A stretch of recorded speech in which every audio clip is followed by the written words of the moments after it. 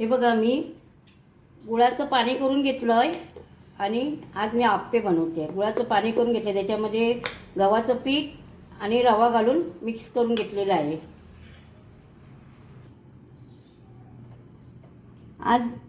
आज मी बनवते आप्पे. हे घेतलं मी गुळाचं पाणी करून घेतलं आहे, गूळ आणि त्याच्यामध्ये गव्हाचं पीठ आणि रवा मिक्स करून घेतला आहे आणि फक्त 10-15 मिनटासाठी हे 10-15 मिनटासाठी ठेवून दिलं होतं. आणि आता आपण आप्पे रेडी करू. हे बघा, आता आपण आप्प्याच्या डब्यामध्ये मिक्स करून घेतलेलं सगळं घालून घेऊया पटापटा.